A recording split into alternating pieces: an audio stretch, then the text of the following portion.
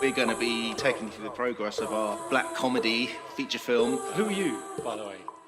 Nobody knows who we are. What this is a DIY cinema podcast for DIY filmmakers. The idea is that you don't wait for permission, you just start. This is our first feature film, something we're going to do together. You're going to get it warts and all. So we just go into it? I kind of think we could.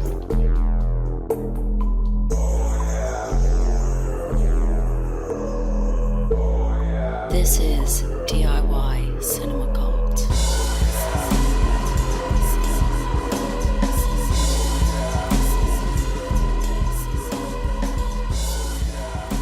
So a black comedy feature film. So the idea of this podcast, in a way, is for us to talk through what our process is of making a feature film. We've done a lot of short films in the past. This is our first feature film, something we're going to do together as Marc as director and myself as producer. Yeah, I know. And it'll be a nice way just to follow our own project, and then also you yourself might be about to launch your own feature project, or maybe you're about to take a leap and start shooting your own short film, and no matter what stage you're at, maybe this podcast might be helpful to you. And we kind of hope in a way it's like a document of the disasters and triumphs as well. Huge Triumphs, enormous triumphs, and vast funding that falls upon our lap. Yeah. But in all seriousness, the idea is that we try to document it both for ourselves and so that it's interesting and as an insider's viewpoint for all our listeners to see what it's like making a debut feature film.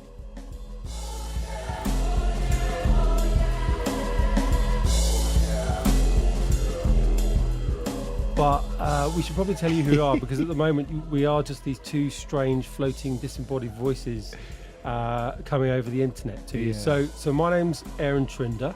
And my name's Marc Hardman. Hello.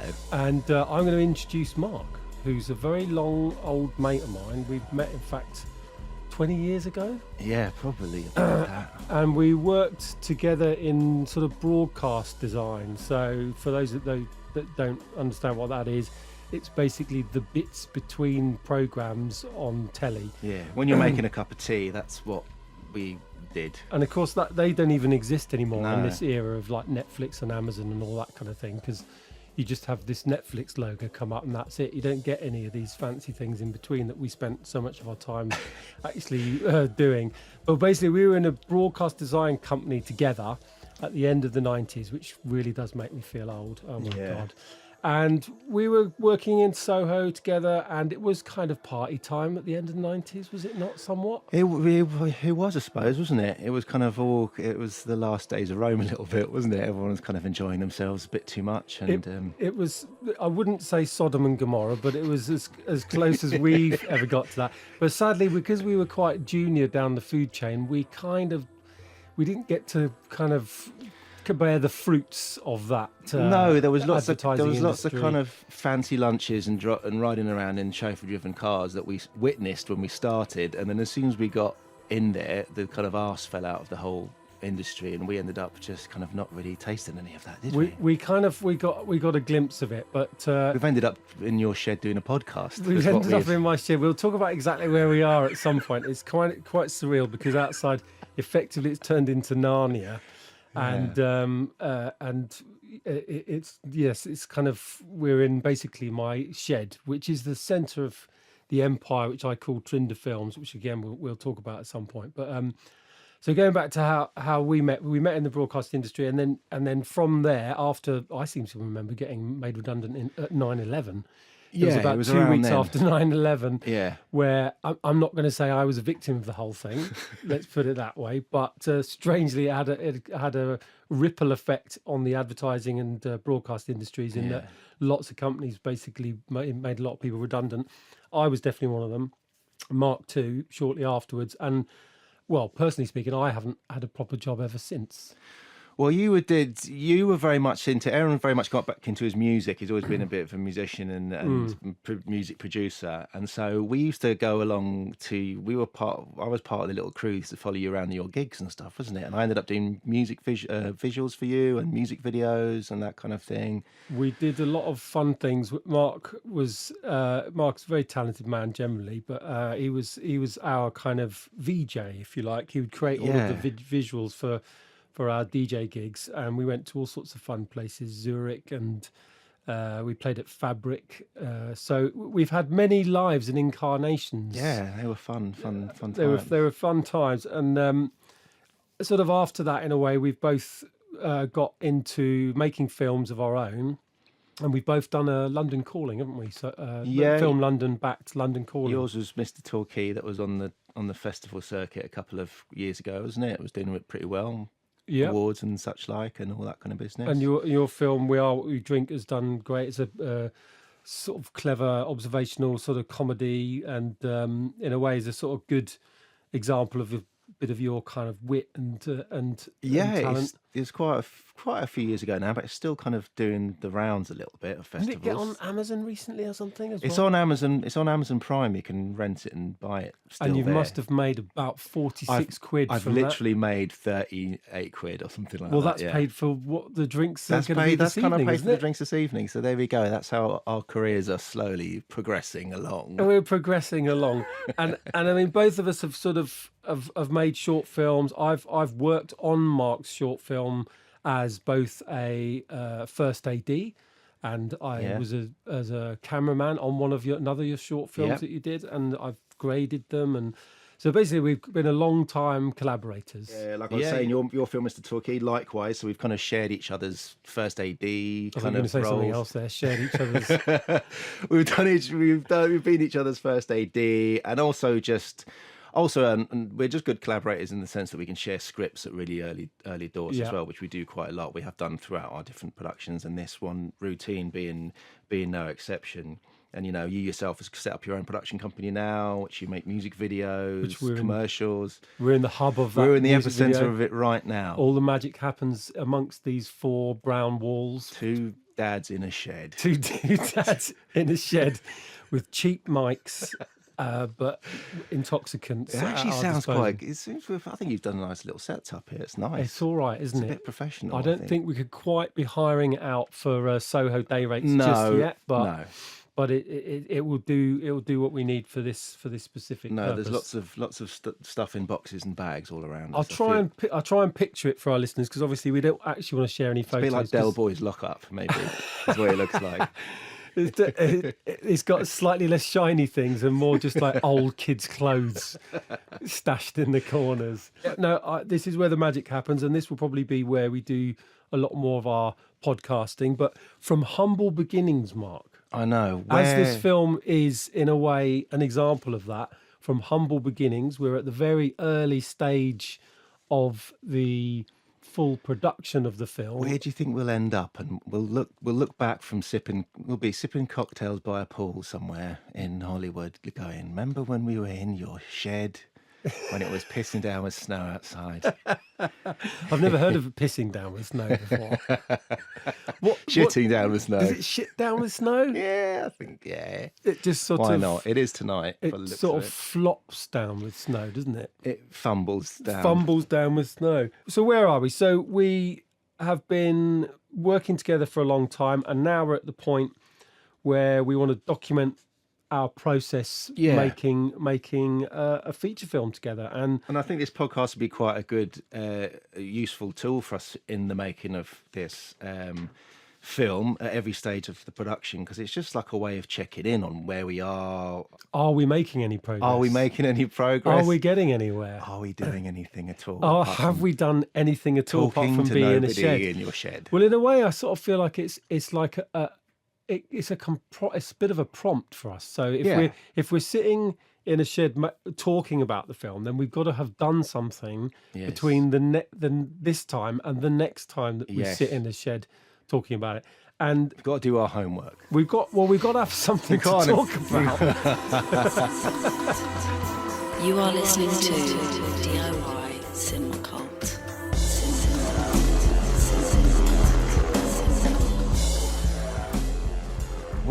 we were quite entertained, weren't we, by the memoirs of Louis Bunuel.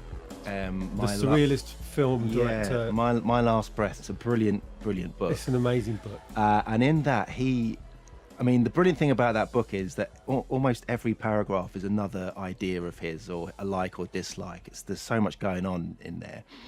And he goes on about bars, his love of drinking in bars on his own. And in particular, he mentions when working with a writing partner of his, he would go off, take himself off, they'd separate at the end of the day, he'd go off for a gin martini, and he was very, very specific. It was London gin. Yeah. And we kind of fell in love with this idea of being like Louis Bunuel in a bar. And I think when we came around to the idea of this podcast, we thought this could be our version of a Louis gin. Where we kind of gather our thoughts on the film production, we'll, figure out where we are, where we need to go, just collect our thoughts, and then kind of take it from there, really. So, and gin is somehow going to be like an inspiration. And what does he describe it as? I love this. He says, and this is quoting from My Last Sigh, the Bunuel book, to provoke or sustain a reverie in a bar. I just love the word reverie. Yeah. You have to drink English gin, especially in the form of the dry martini. And for those that don't know, obviously, dry martini is basically, a kind of classic cocktail. And he goes on to describe exactly how you make that cocktail. So to me, it does feel like we should, live on air, do it as close as he stick to his recipe, because he's given us a recipe. And this recipe has in some way been part of his ritual, his creative ritual. He's very clear about he's in fine detail, isn't it? Here it's very specific. It's fine detail to a level that I think is fantastic. Should we read through the specific kind of recipe? I think I really ought to give it at least a page. So I love that he's going to give the specifics of this cocktail a whole page. Like all cocktails, the martini, composed essentially of gin and a few drops of Nolly Pratt. Unfortunately, we've failed on that one a little bit because in our true kind of ghetto style, we couldn't come across Nolly Pratt. We got vermouth. Seems to have been an American invention. Connoisseurs who like their martini very dry suggest simply allowing a ray of sunlight to shine through a bottle of Nolly Pratt before it hits the bottle of gin.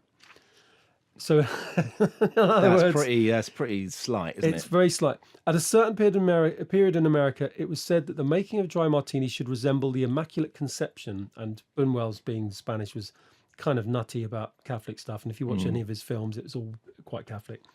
Marc's quite Catholic in his kind of in his drinking.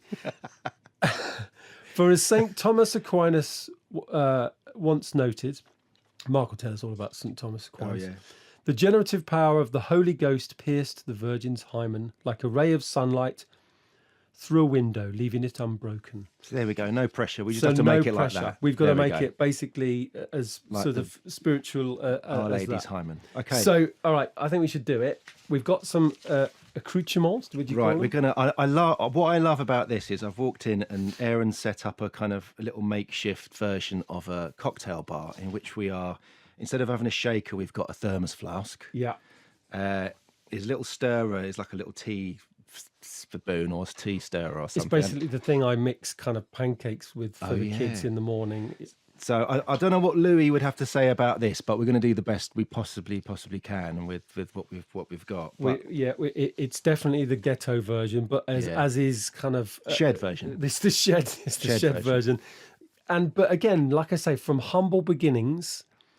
Who knows where we'll be in a year's time? We'll be having these martinis in a lovely bar somewhere, mate. Absolutely. All right. So the ice is actually in the fridge, which is the garden. The garden. Shall I go and get the ice? Go and get the ice. Okay. So the ice, fantastically, has now got added actual snow, real snow, because for whatever reason today is the first day that it snowed in England for about a year.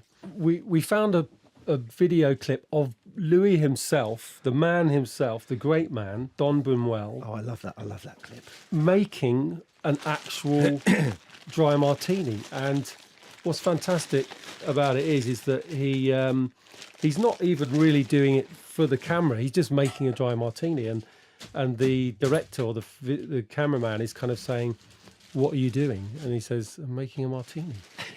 I love the way the whoever's off camera says, and it's subtitled, "What is it?" What is it? He At says, the end, you went like, "A dry martini."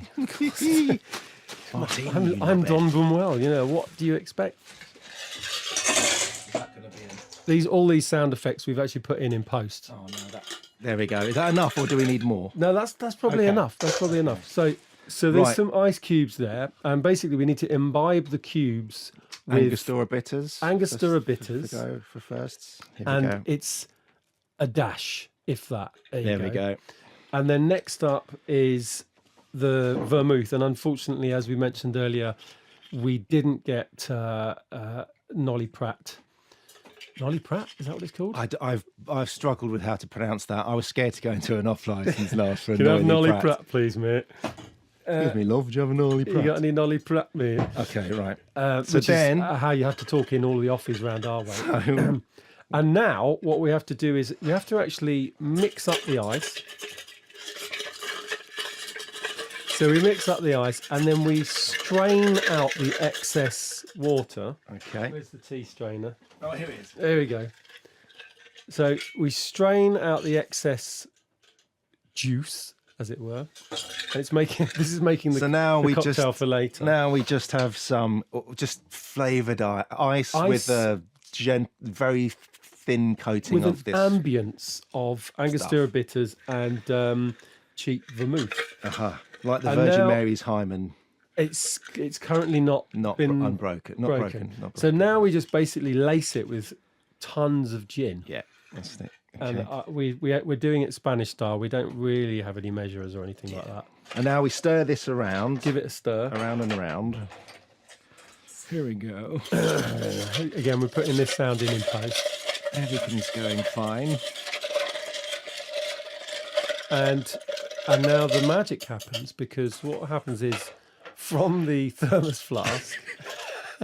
Oh shit! Well, you no. nearly poured it into the. Shit, Mark right. nearly poured it into the bucket. Now we actually do have some rather fancy gin glasses. Oh, look at that!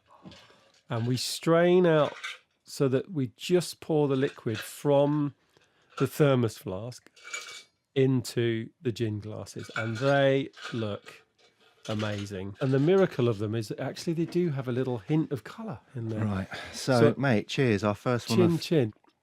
Oh yeah, Oh my god. that is bloody lovely. That is really good. So we hope some reverie will be caused by this. That is lovely.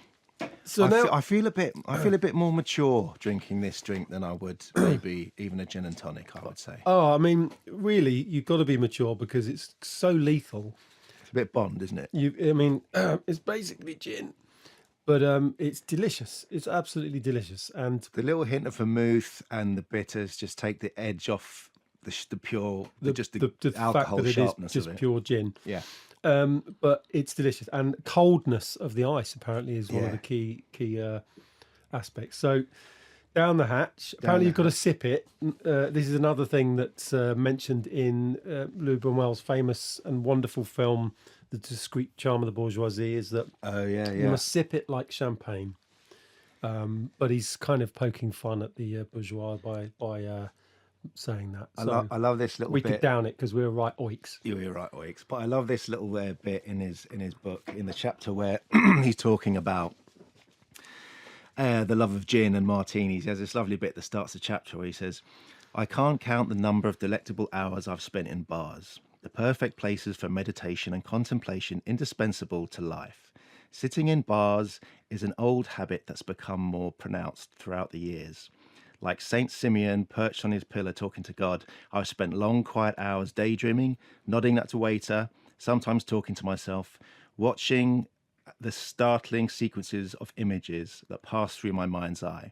Today, I'm as old as a century and rarely go out at all, but alone during the sacrosanct cocktail hour in the small rooms where my bottles are kept, I still amuse myself by remembering the bars I've loved." And I bloody love that, because when he wrote this book, I think this book was published the year after he died. Yeah, it was So very close. it was wasn't very it? close to his death when he wrote this. So it's really, the whole book's really, it's called My Last Breath, and it really is like his last memoir, his last. And thing. it's a very good advert for drinking once a day a very, very good drink, because his mind is clearly so spectacularly sharp and clear. Yeah. And I've often used the line he talks about when he says that that wine is a purely physical pleasure. Yes. But gin is for the mind Gin and is for for the the mind. imagination. So we're hoping that this drink will in some way provoke some imagination and reverie Did you during our process. Did you remember the bit he did about orgies? I've got to read this because I found this when I was looking for the gin bit. This is why I need to read this book again, because I had to scan it quite. Yeah. I had to scan about 2/3 of the book in order to find the gin bit again. And even scanning this book, things are popping out. There's like busty ladies, dwarfs, bloody revolution. Basically all of the cocktails. contents of his films. It's just absolutely fantastic. But he's got this lovely, lovely bit about orgies, and he goes like this. Then there were my bungled orgies. When I was young, and he's talking about a time now when he was in Hollywood. He spent a bit of time in Hollywood. He went all over the place. He's been all over the place. When I was young, the idea of an orgy was tremendously exciting. Charlie Chaplin once organised one in Hollywood for me and 2 Spanish friends. But when the 3 ravishing young women arrived from Pasadena, they immediately got into a tremendous argument over which one was going to get Chaplin. And in the end, all 3 of them left in a huff. Which I think is lovely, because in my mind, I can't picture that scene without Charlie Chaplin being dressed as the little tramp. And Yeah. You are listening to the debut feature film podcast. This is DIY Cinema Cult. Let's talk about our film. So Marc is the writer and director of the film. But why don't you tell us about the film from your perspective as the writer? Okay, well, the film is I suppose it kind of came out of, I spent a little bit of time, a couple of years doing stand-up comedy, writing and performing it. And in doing that, I just kind of came across this little subculture, weird scene, lots of odd, funny, lovely characters that I met while doing it in these kind of open mic clubs around London. And so Routine is just a film that's kind of sprung from that. It's a struggling stand-up who is he's a bit long in the tooth now. He's kind of in his early 40s. Not like us at all. Not like us. Fast approaching his kind of midlife shenanigans. Definitely not like us at all. Definitely not like us. And things haven't really gone well in his life. He hasn't become the great stand-up, the great artist that he maybe imagined himself, or maybe deluded himself and think that he was definitely going to become. And the film kind of features around one night where he has a kind of tremendous, in one way, looks like a tremendous breakdown on stage. Things all get a bit on top, but also it's almost like his last hurrah. It's the last, in a sense, he's planned one last final big routine in which he kind of gathers some people together, pops them in the audience, and kind of puts his world to rights in a way. So it's very much a dark comedy.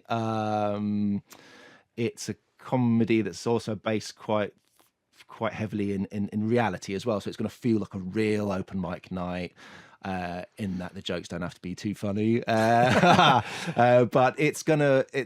all the comedy will be coming out of real life situations rather than the gags that people are telling. It's going to be out of the situations and the desperation that the characters are kind of feeling and have found themselves in. I think what I liked about it so much when I read it was, I mean, there was a lot of things I liked about it, but it's obviously all set in one location, so it's got that intensity of something like Dog Day Afternoon, which was like a big influence. I know, we're both fans of the film. I mean, I should quickly probably say that what happens is that the basic one line is that Don is a stand-up comedian who has a breakdown on stage and takes his entire audience hostage at gunpoint. So that's the kind of, in a nutshell. So yeah, Dog Day Afternoon, perfect. Dog Day Afternoon's is obviously got that kind of, it's set in one place, and it's almost like a theatrical aspect. But what I also liked about it, and because you wrote it originally as a short film, didn't you? And I think what was really interesting for me when I read the short film, and I thought it would really work as a 20-minute, 30-minute film. But then you said you were going to do it as a feature, and I thought, I have no idea how you're going to do that. So, but you've managed it. So talk about a little bit about that. I mean, but let's not give away anything. No, I won't give too much away. But I mean, essentially, that 20, I think it was like a 25-minute, 25-page short that we originally had, and we were we were pitching it to funding bodies and councils and stuff. And quite a few pages from that original 25-minute script do exist. They have kind of survived quite Pages well. 1 to 25. And within the current script, but then we kind of built this world around it, and kind of we've kind of taken that as a kernel and kind of drawn a kind of increasing circle from there outwards, and kind of brought in lots of other characters and storylines. And I mean, we don't want to give away what happens, because I think one of the things I really liked about the feature script was that there is some rug pulling underneath audience perception. Yeah, there's some rug pulling and some reveals and some And I think what it starts to become a film about really is, then, in a sense, in a funny way, about the nature of performance in some way, as in, we all get up and perform every day, and if you are at your lowest possible ebb, it's, can you perform to sort of get through the day? If you are a performer, what does it mean to stand up in front of people and deliver a performance? And in a way, this plays around with the concepts of performance. It does, yeah. And I mean, what I always liked about doing stand-up comedy was that it was like a split. Like, you were performing, and you were, even when you were telling jokes about yourself and being quite realistic, you were putting on a character to some extent in order to get yourself across. In your stand-up, I always felt like you had a bit of a character, because a tiny little bit. But then also what I loved about it was that it's like 5 or 10 minutes unedited time, uncensored time, where you can talk about anything and you can be completely honest. So in Routine, we kind of look at that kind of duality, the performative side of life, and also the idea that we often hide what we really think, and then also in this film, for example, Don, with his microphone in that moment, is given an opportunity to actually tell the truth, and he does. He finally does. And I think that's one of my favourite kind of lines of Don's. He says something about truth. What does he say? He says, well, someone asked him what kind of comedy does he do, and he says, well, I just try and make people laugh and tell the truth. And he says that very early on, and that, we call back to that later on in the script, obviously. And I love that line. I think it reminds me of Bill Hicks and people like that, who were kind of, there was a brutal honesty about them, but in some ways like a surreal, hyper real kind of outside of reality. So I think that's what comedy does really well, and I think this is what the script tackles, is this idea that a kind of a hyper reality and a surrealness, and then an ability to put your finger on the truth really, really well, can make people laugh and can somehow bring out something meaningful and truthful. There's a brilliant. It's funny though. It's not. It is. It's not. Yes. There's actually a lot of funny moments that are just in the script, as you mentioned. Not necessarily about the performances themselves, because actually, in a way, a lot of it is what happens off the stage is funny. Yeah, and there's a lot there about being a parent and being being a child, and that kind of parent relationship, and what you'd like to be achieving in order to be a certain type of person, mum or dad for your kids, and that kind of thing. He has all these kind of anxieties about the fact that he feels he's failed a lot of people. Nothing like us Again. But I'd like to say there's a great clip online. You can Google it, and it's of Andy Kaufman on the Tonight Show or something. He comes on to it's David Letterman's presenting it. And Andy Kaufman, obviously very famously known for all his kind of crazy characters and his kind of outlandish kind of routines. And he comes on to David Letterman, I think it was like around 1980 or something like that. And he comes on and he basically starts to talk about his life up to that point. And people start to titter in the audience, and they kind of wonder, what's going on. And he actually asks them, I'd rather you didn't laugh now, because I'm not trying to be funny. And in a way, it was this beautiful thing, because he was just really pushing and testing his audience and saying, well, you know what, I'm not doing a funny character for you now, because I'm actually, my life is turning to shit. But then again, he was clearly doing some kind of character. It was a performance. It was a performance, yeah. I think this is where the script's very strong, is that there's this kind of constant sense of playing around with what's real, what's a performance, and in a way that all of the actors, all of the characters in the script are all performing to one level or another, and maybe we're all performing to some level or another. And Yeah. I mean, I love the film, I love this, I love the script, and but what kind of stage are we in terms of the production? We're kind of a little bit at ground zero in a way. We are. I mean, we've kind of gone through. I'm currently working on fourth draft of this feature screenplay, but then again, like we say, that's probably gone through about 4 drafts of a short version of a kind of the kernel of the idea. So, but for all intents and purposes, we're on the 4th draft. So now it's a case of getting that 4th one looking good, feeling right, and then sending it out to people. We're looking for funding now, aren't we? Basically, to kickstart us off. I think the script is just so tight now. We it's getting to the point where we have conversations over a gin and tonic occasionally, and something will pop up, and we'll suddenly go, "Oh yeah, maybe this character needs a little bit more fleshing out. Maybe this character needs a little bit less." But it feels like there's not a massive amount further to go, as in we're really at the point where you could imagine getting really good cast in a room and start reading it, and it would maybe breathe extra life into it. But you could rewrite and rewrite and rewrite, and that tell us a little bit about the processes of rewrites up to where we are. Writing's, I mean, it's such a slog, isn't it? Basically, I mean, you know as well yourself. But I feel like the last draft especially, I feel like things have been pulling together. Sometimes you get so frustrated and things just don't seem to be coming together, and then somehow something just clicks, and then you can start to tighten based on a lot of it's about finding your ending and knowing very clearly what you're trying to say at the end of the film, and then just literally going back through the script and tying up all the bootlaces based on what the end result is going to be. Because I think there's a sort of always a feeling of like you know where it starts, you know a couple of the things that are going to happen, the key things, and you kind of know where you're going to end up. But it's almost like how you really tell that story in a beautiful, interesting, crafted way, which ties everything together, but still leaves the audience feeling like there's something for them to put into it as well. For sure. It's not just a neat and tidy ending that kind of gives them, oh, that was fine, and then they walk away. And I think at the moment the script is at that place where it feels like there's enough in there that really tells the character's story, and the arc of the characters is very clear. And there's also the themes are really, really brought to life. And there's just a little bit of a hint there also that there's something still for the audience to work out of themselves, which I think is important. I mean, funny enough, talking about the ending without giving too much away, there's he dies at the end. No.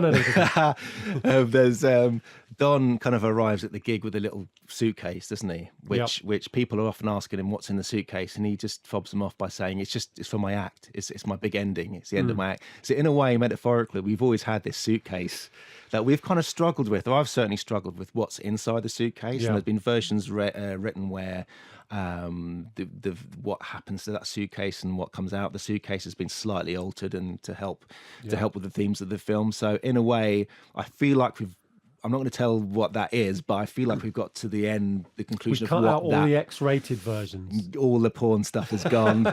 It wasn't working for funding. I mean, it wasn't working for the story. Well, we've had people saying you should put some tits in. Maybe you get some. Really? Who said that? I'm not going to tell you who said that, but you probably know. They're out.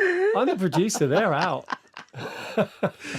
It's not that kind of movie. We're not having tits in this. DIY Cinema Club.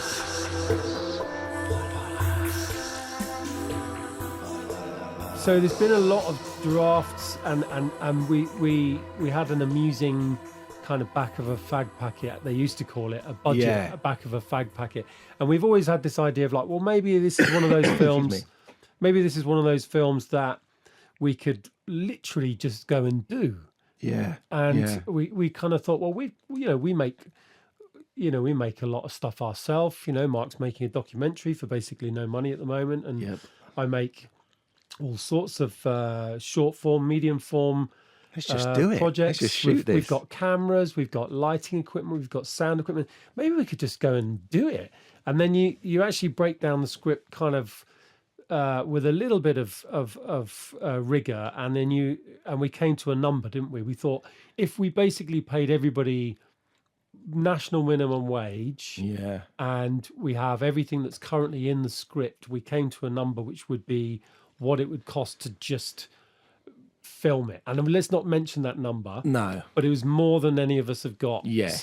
floating In our around shed. in our shed. Yeah. Yeah, no, we don't have that money. But it was interesting. It was a good Yeah. process, because it was like a kind of mind experiment of like, well, what does it actually take to get something like we have at the moment, which is a well structured short in one location, to just be shot? Because we both have strengths in post production, so we're fairly Yeah. confident we can deal with the edit, deal with the sound. It was a good wake-up call, though, wasn't it? Just to get that was. number. Because that number now is just like, that's the roundabout that we have in our minds. That's So probably what it's going That's to the roughly... that's the bare minimum. We Bare know we can minimum. do it, and it's not a great deal when it comes to actually funding any sort of film that you No. ever watch on telly, Netflix, or the cinema.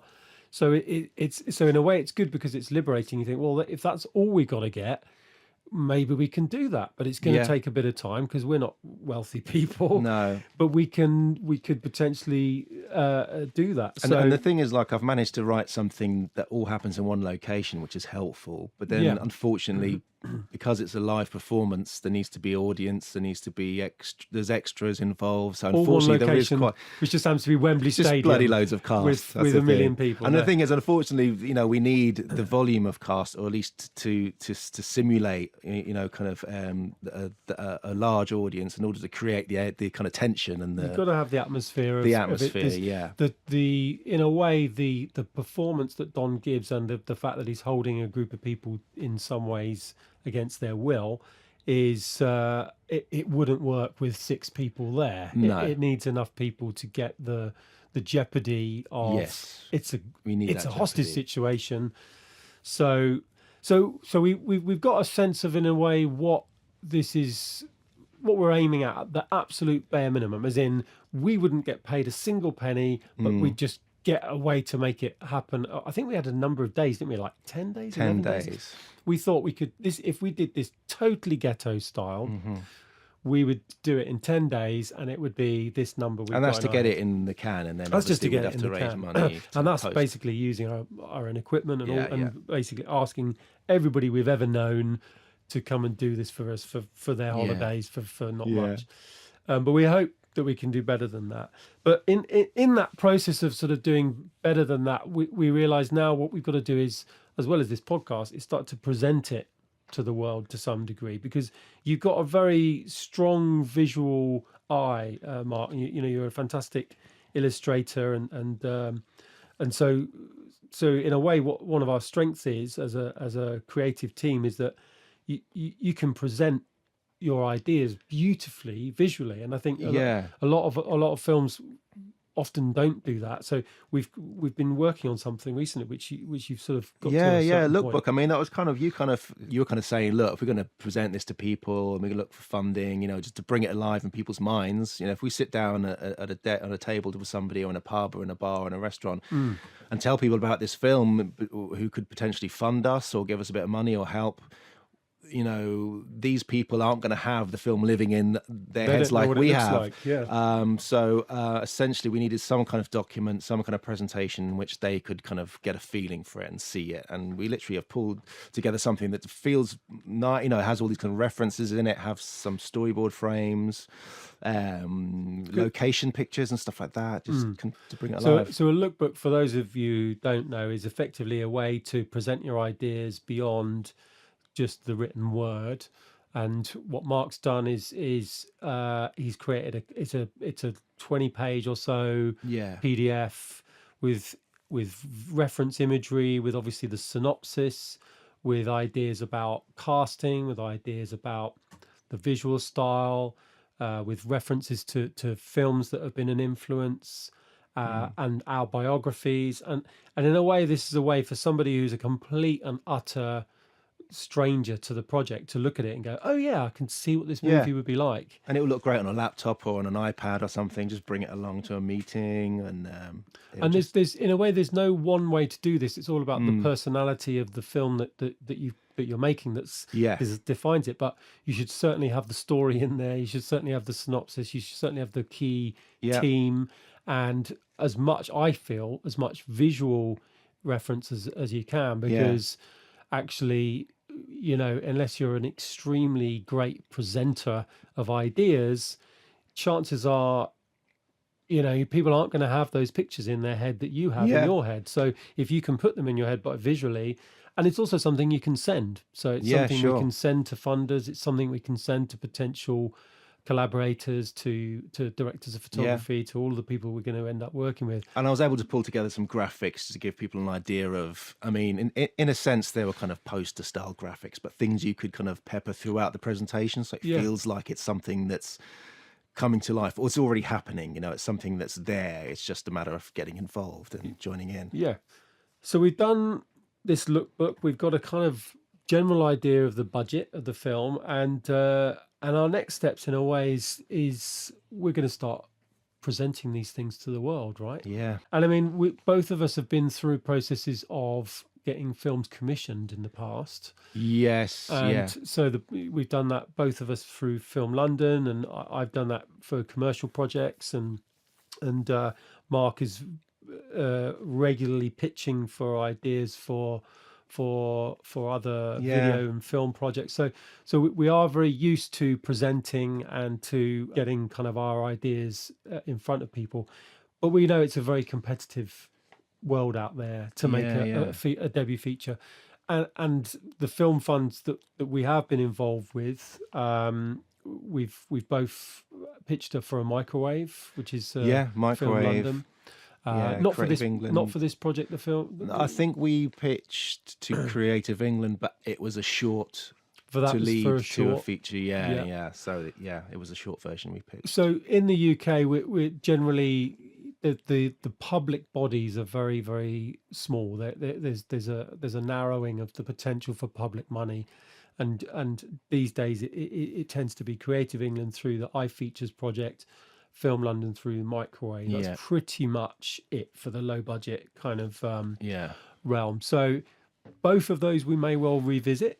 We may do, because now I feel like we've knocked on those doors a little bit before with this, but with different versions of the script. Yep. And since then, I've applied for the Rockcliffe screenplay kind of fund as well with BAFTA, and we got some great feedback from them. In terms of just notes on the script. So we've taken all those things on board now, and this fourth draft I think will be completely different. So it might be worth. I know they don't really like you resubmitting scripts, but we'll see. We'll see how we go. It might be something that we look at. It's a pretty different film now. Yeah. We're hoping in a way that this podcast is a way to start to not just kind of get people interested in the film, but maybe make contact with collaborators. Well, I hope so. Because I hope people are going to be listening to this podcast and kind of feeling inspired about their own projects, but maybe wanting to get involved with us in some way, or just to network, just to be in communication with us, and if we can help you in any kind of way.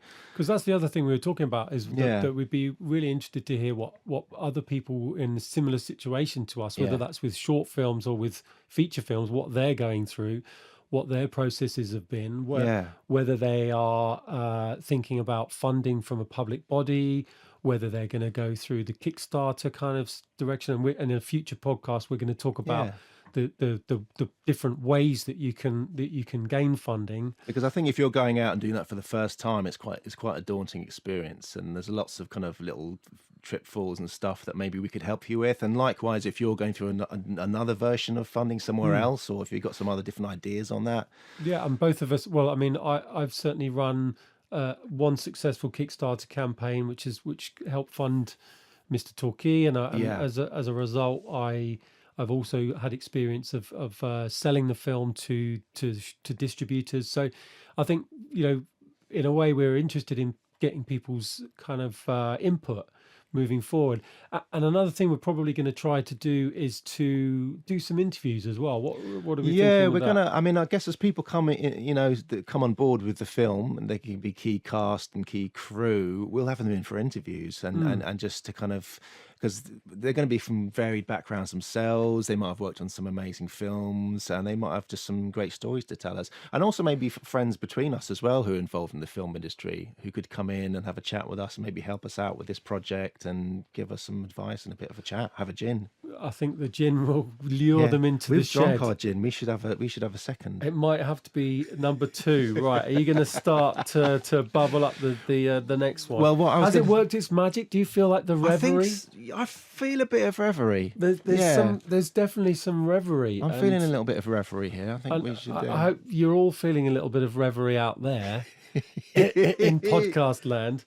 We're going to help ourselves to another one of a Bunuel special. I Should we do a believe. Bunuel or shall I do the elderflower thing I'm gonna do? Oh, you're going off road already. Shall I? Or should we do Bunuel? Should we stay to Bunuel? Let's do Bloody hell. Oh, bloody hell. And we'd would love to hear anybody's interesting insights into to both short and feature filmmaking, or if you're also doing a web series, because this is another thing we've talked about as a potential way to sort of make narrative films at some point as well. So if you've got insights into short filmmaking, to feature film and webcast, to web series, then we'd love to hear about it. Now you're just going to listen to us. Here's me making some vermouthy ice. Vermouthy ice. Excellent band name. By the end of this session, we're going to be drinking all the slops that are in the kind of bowl there, all the kind of vermouthy, icy slops. We'll also put a link to the Bunuel YouTube clip, because that is good. basically anything that has got Louis in is going to make you happy. He's basically one of these people who just lives his life in the most extreme way, and lots of extreme things happen to him in return. His book just seems like a collection of mad shit. And what I loved is that by the end of the end of the book, you just feel like he's been the same person for his 80 odd years, but what's kept him fresh. You're really putting me off my flow there. Sorry, with the mate. tangling. What's kept him fresh is just being almost deliberately against everything that's normal. Yes. He He's just- appalled by it. He's appalled by anything that's a bit. Anything that's normal effectively frustrates and depresses him, so he just goes the other way, and as a result he's as sharp as he was when he was a 6-year-old. He's just an extremely sharp, intelligent man at literally the point where it's his last sigh. There we go. Cheers. Oh, Christ. that's a bit more ginny than the last one. Cheers. I wonder what Louis wanted to say to that. Happy filmmaking. Happy filmmaking, everyone.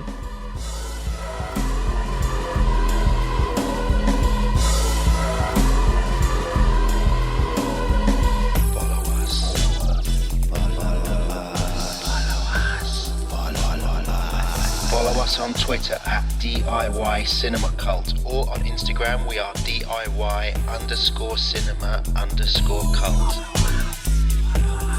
Seek out the DIY Cinema Cult group on Facebook, or why not email us at DIYCinemaCult@gmail.com.